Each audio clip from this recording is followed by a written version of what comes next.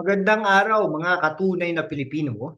Ako si #WalkWithLan at maligayang pagdating sa puso ng usapin kung saan hinuhukay natin ang katotohanan kahit gaano kalalim ito na baon. Ngayon, pag-usapan natin ang isang balitang bumulabog sa Pilipinas, ang impeachment trial ni Vice President Sara Duterte. Ang sabi niya, bloodbath. Pero ano nga bang ibig sabihin nito? Drama ba ito ng pamilya, politika o isang laban para sa kapangyarihan? Kung iniisip mo na ito ay parang teleserye, magkakamali ka. Mas magulo pa ito kaysa sa pinagsamang plot ng Ang Probinsyano at Game of Thrones. Kaya't humanda ka dahil sa susunod na ilang mga minuto, aaralin natin ang bawat anggulo mula sa confidential funds hanggang sa ICC, mula sa Davao hanggang Doha. At syempre, may kasamang konting tawa dahil kung hindi natin pagtatawanan ang kaguluhang ito, baka umiyak na lang tayo.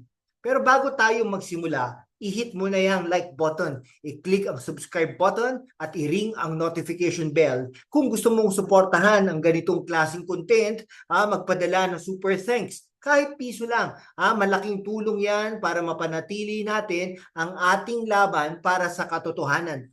Tara, simulan na natin. Noong Sabado sa Davao City, pagkatapos ng isang Thanksgiving Mass, nagbigay ng pahayag si Vice President Sara Duterte na para bang hinatak niya ang gatilyo ng isang baril. I truly want a trial because I want a bloodbath. Sabi niya, bloodbath? Mga kaibigan, hindi ito linya mula sa isang action movie. Ito ang sinabi ng ikalawang pinakamataas na opisyal ng bansa. Pero ano ang konteksto? Bakit ganito ang tono niya? Ang impeachment case laban kay Sara ay nagsimula sa mga akusasyon ng bribery, graft and corruption at culpable violation ng Constitution. Ang sentro nito, ang di umano'y maling paggamit ng 612 million pesos na confidential funds mula sa kanyang opisina at sa Department of Education, kung saan siya naging kalihim mula 2022 hanggang 2024. 612 million pesos para kang bibili ng isang buong barangay. Pero ang tanong, saan napunta ang pera?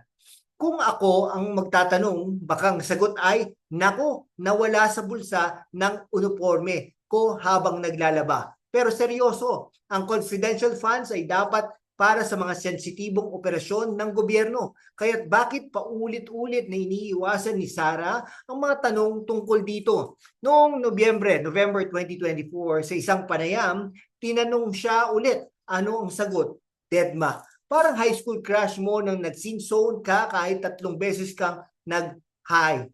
Pero teka, mga kaibigan, tignan natin ng mas malalim. Ang confidential funds ay hindi lang usapin ng pera. Ito ay usapin ng transparency at accountability. Bilang kalihim ng DepEd, si Sara ang may control sa pondo na ito. Pero bakit wala siyang malinaw na paliwanag? No? Sa isang demokrasya, ang publiko ay ang may karapatang malaman kung paano ginagastos ang pera natin. Kung walang sagot, natural lang na maghinala ang mga tao at ang hinalang ito ay nagbigay daan sa impeachment complaint. Ngayon, pag-usapan natin ang mismong impeachment trial. Ang plano, magsisimula ito sa July 30 sa ilalim ng bagong Kongreso. Ayon kay Senate President Chis Escudero, ang House of Representatives ang maghahanda ng kanilang prosecution team habang ang Senado ang magiging hukuman. Pero teka, hindi ito simpleng courtroom drama. Ito ay isang political chess game. Isipin mo, ang House na puno ng mga kaalyado ni Speaker Martin Romualdez ang magpapadala ng mga prosecutor. Sa kabilang banda, ang Senado na may bagong komposisyon pagkatapos ng midterm elections. Ang magdidesisyon, si Sara mismo ang nagsabi, hindi ko alam kung paano boboto ang mga senador. At tama siya, kahit si Nostradamus, mahihirapan mag-predict dito. Kung ako ang tatanungin, baka ang boto ng mga senador ay depende sa kung sino ang magdala ng mas masarap na merienda sa session. Pero seryoso, ang Senado ay hindi monolitikong grupo. May mga kaalyado ng Dutertes, may mga kritiko at may mga nasa gitna na parang mga estudyante sa klase. Tahimik pero naghihintay lang ng tamang sagot bago magtaas ng kamay. Ang mahalaga rito, ang ebidensya. Sabi ni Sara, hindi pa nakikita ng mga senador ang ebidensya ng prosecution o ang depensa natin. Pero ang tanong, anong klaseng ebidensya ang ilalatag ng House? Kung totoo ang akusasyon na may maling paggamit ng 612 million pesos, kailangan natin ng matibay na dokumento, mga resibo, bank records at testimonya mula sa mga insider. Kung wala nito, baka magmukhang fake news lang ang kaso. Sa kabilang banda, ang depensa ni Sara ang kailangan magbigay ng malinaw na paliwanag kung saan napunta ang pondo. Kung classified lang ang sagot, parang sinasabi nila, huwag kang magtanong, manaig ka na lang. Ano sa palagay mo, magkakaroon ba ng trial o mauudlot ito? I-drop mo ang opinion mo sa comment section at kung gusto mong mas maraming ganitong analysis, magpadala ng super thanks. Ang suporta mo ang magpapalakas sa amin para ipagpatuloy ang paghuhukay ng katotohanan. Pero hindi lang ang impeachment ang laban ni Sara. Sa likod nito, may mas malaking drama ang kaso ng kanyang ama. Dating Pangulong Rodrigo Roa Duterte sa International Criminal Court. Si dating Pangulo ay naharap sa kasong murder bilang crime against humanity dahil sa kanyang war on drugs. At ngayon, siya ay nasa detention center sa The Hague. The Hague, parang plot twist sa isang spy movie, pero totoo ito. Si Sara bilang anak ay hindi nagpapahinga. Sabi niya, pupunta siya sa Doha, Qatar sa May 27 para magpasalamat sa mga supporters na nagprotesta laban sa pag-aresto na sa kanyang ama. At sa kanyang karawan, May 31, balak niyang mag-organisa ng Send Him Home rally sa harap ng ICC Detention Facility. Mga kaibigan, ito ay hindi lang protesta. Ito ay isang deklarasyon ng laban. Isipin mo si Sara habang nag-o-organize ng rally, baka may hawak pang megaphone. Sigaw ng sigaw. Uwiin si Papa. Pero seryoso, ang mga rally na ito ay nagpapakita ng lakas ng suporta sa pamilya Duterte, lalo na sa Davao, kung saan halos lahat ng Duterte na tumakbo sa eleksyon ay nanalo. Parang sila ang Avengers ng lokal na politika. Pero tignan natin ang mas malalim na issue. Ang ICC case laban kay Rodrigo Roa Duterte ay hindi lamang tungkol sa kanya. Ito ay tungkol sa accountability ng mga leader sa buong mundo. Ang war on drugs ay nagresulta sa libo-libong patayan at ang mga pamilya ng mga biktima. Tulad ng mga hinintuan ni Nery Colmenares ay humihingi ng hustisya. Pero ang depensa ni Duterte na sinusuportahan ng kanyang legal team ay nagtutulak na i-disqualify ang mga hukom ng ICC dahil daw bias ang mga ito.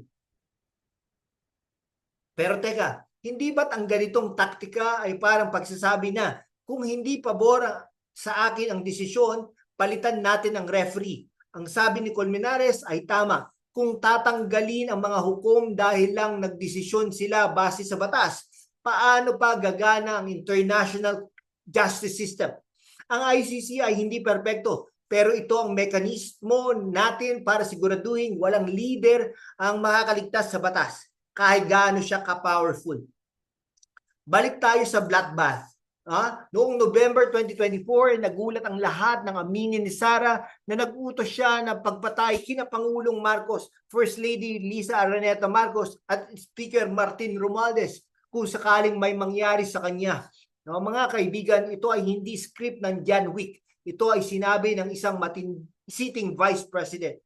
Kung ako magko-comment, parang si Sara ang nagsabi, kung ako mawawala, magdala kayo ng PowerPoint presentation ng plano ko. Pero seryoso, ang pahayag na ito ang nagdulot sa mga kasong inciting sedition at grave threat laban sa kanya sa DOJ. At kahit na mag-deny siya ng kanyang counter affidavit, ang tanong, bakit niya ito sinabi?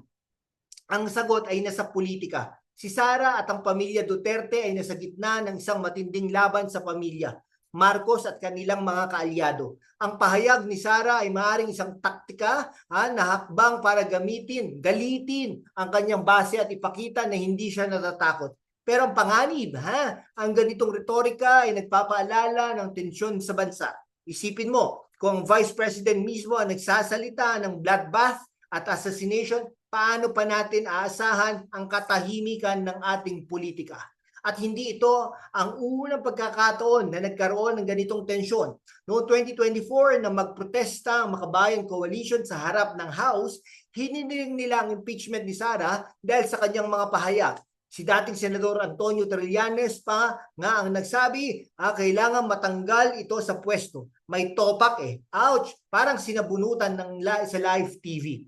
Ngayon, tanungin natin, ano ang susunod? Ang impeachment trial ba ay magiging isang bloodbath tulad ng sinabi ni Sara o isa lamang itong political theater? At paano na ang ICC case ni dating Pangulong Rodrigo Roa Duterte? Sa impeachment, ang lahat ay nakasalalay sa ebidensya at sa boto ng mga senador. Kung ang House ay makapagpresenta ng matibay na kaso, posible ang guilty verdict. Pero kung ang depensa ni Sara ay makakapaliwanag ng confidential funds ng malinaw, baka ma-acquit siya. Ang problema, ang politika, ang Senado ay hindi lamang hukuman. Ito ay isang arena ng mga alyansa, utang na loob at personal na interes. Sa ICC naman, ang laban ay mas komplikado. Ang mga rally ni Sara ay maaaring magbigay ng moral support sa kanyang ama. Pero hindi nito mababago ang legal na proseso. Ang ICC ay hindi madaling maimpluwensyahan ang mga protesta. At kung sakaling makonvict si Rodrigo Roa Duterte, ito ay magiging isang makasaysayang sandali. Ang unang pagkakataon na isang dating leader ng Pilipinas ay hinatulan ng isang international court. Pero kung tatanungin mo ko, baka ang tunay na bloodbath ay ang susunod na eleksyon. Isipin mo, mga Duterte laban sa mga Marcos. Round 2, sino ang mananalo? Si Sara, si Bongbong, o mga botanteng pagod na sa drama? Mga katunay na Pilipino, ang impeachment ni Sara Duterte at ang ICC case ng kanyang ama ay hindi lamang usapin ng batas. Ito ay usapin ng kapangyarihan, pamilya at ang hinintay natin bilang mga Pilipino. Ang tanong, handa ba tayong makita ang katotohanan kahit gaano ito kasakit?